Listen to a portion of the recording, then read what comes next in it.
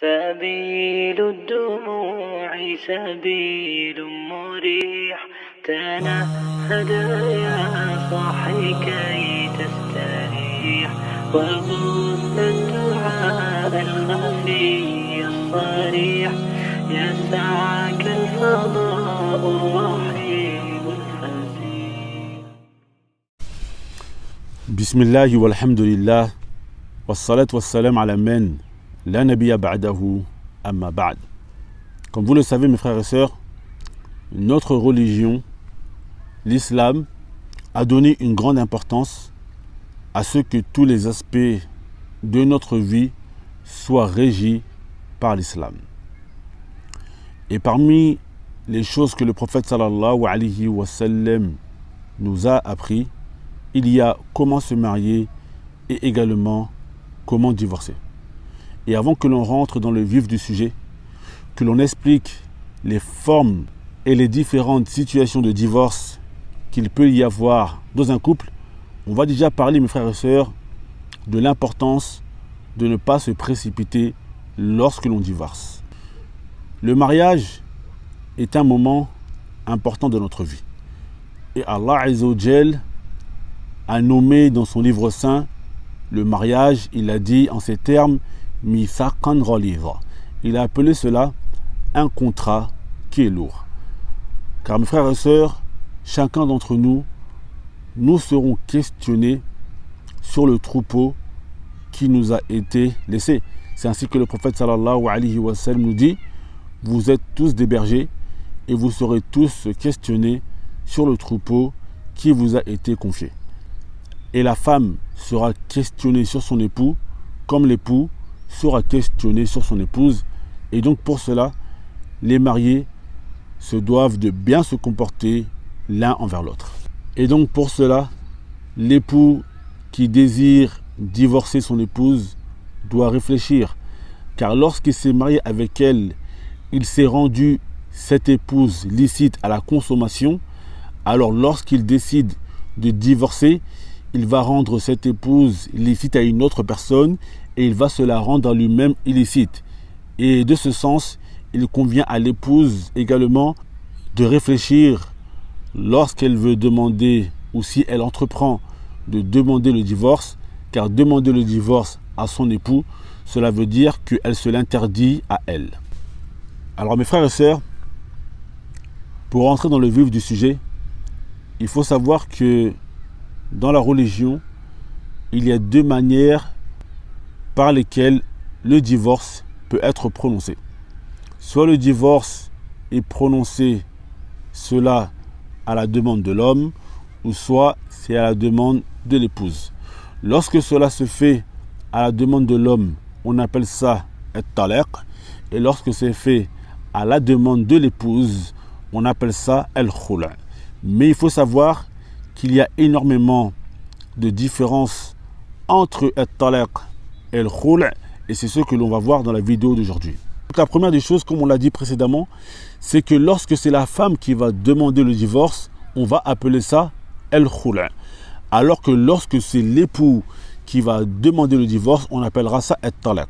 La deuxième des différences que l'on va trouver entre ces formes de divorce, c'est que lorsque la femme va demander le divorce, c'est-à-dire al-khul', le khul', c'est un nombre indéterminé. C'est-à-dire que la femme peut demander le divorce un nombre indéterminé de fois et l'homme pourra toujours la reprendre. Alors que l'homme, s'il divorce sa femme à 3 reprises, at-talaq, après cela, son épouse lui deviendra illicite et s'il veut la remarier, il devra d'abord attendre qu'elle épouse un autre homme et que si elle épouse un autre homme et qu'elle consomme avec cet autre homme, après cela, si elle divorce avec cet autre homme, il aura dès lors le droit de se remarier avec elle. La troisième des différences qu'il y a entre al-khul' et talaq, c'est que la femme peut demander le divorce à toutes les périodes. Contrairement à l'homme, lorsqu'il désire, lui, divorcer son épouse, il doit attendre déjà qu'elle ne soit pas dans une période de menstrue. Car s'il la divorce alors qu'elle est dans une période de menstrue, on appelle ça at-talaq al-bid'i, c'est-à-dire le divorce innové, le divorce qui n'a pas de fondement. S'il veut la divorcer, elle doit tout d'abord être dans une période de pureté, et en plus de cela, dans une période de pureté où il n'a pas consommé avec elle. Et la religion a mis ses règles, mes frères et sœurs, car malheureusement, beaucoup de frères se précipitent dans le divorce. Alors que si on dit aux frères d'attendre qu'elle ait ses menstrues, il devra alors faire le choix entre consommer ou bien divorcer. Alors voilà pourquoi l'homme doit attendre que sa femme soit en période de pureté et qu'il n'ait pas consommé avec elle dans sa période de pureté avant de divorcer, alors que l'épouse peut demander le divorce et même si elle est dans une période de menstrues. La quatrième différence qu'il y a entre al-khul' et at-talaq, c'est que lorsque l'homme divorce son épouse dans une période de pureté et qu'elle n'est pas de menstrues dans cette période, il peut la reprendre à tout moment. Si l'homme désire la reprendre, il peut la reprendre en consommant avec elle ou en mettant l'intention dans son cœur. S'il met l'intention dans son cœur ou s'il consomme avec elle, il l'aura dès lors reprise. Alors que lorsque l'épouse demande le divorce, lui et elle ne pourront pas se remettre ensemble avant qu'il fasse un nouveau contrat de mariage chez le père de l'épouse ou chez son tuteur légal. Donc si l'épouse demande le divorce et que l'homme accepte d'elle cette demande, ils doivent dès lors aller chez le tuteur de cette épouse s'ils veulent revenir ensemble, puis établir un nouveau contrat de mariage. La cinquième des différences, c'est que lorsque la femme demande le divorce à son époux, elle doit lui donner soit en contrepartie la dot qu'il avait dépensée pour elle ou une compensation sur laquelle ils vont s'entendre. Alors que lorsque l'homme divorce son épouse, il n'a pas de contrepartie ou de compensation à donner, mais par contre, il devra encore l'assumer pendant les 3 périodes de menstrues où elle va rester dans sa demeure.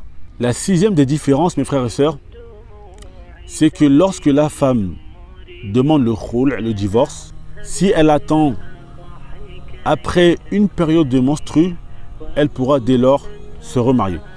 Alors que lorsque c'est l'époux qui divorce son épouse, elle n'a pas le droit de se remarier si ce n'est après qu'elle attende 3 périodes de menstrues.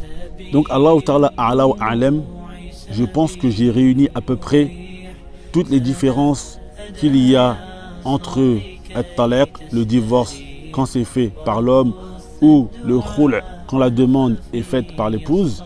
Et s'il manque des choses, je demande à Allah Azza wa Jal qu'il me pardonne, car ça vient soit de moi ou du diable. On demande à Allah Azza wa Jal de nous guider sur le droit chemin. Innahu waliyyu dhalika wal qadiru alayhi walhamdulillahi rabbil alamin.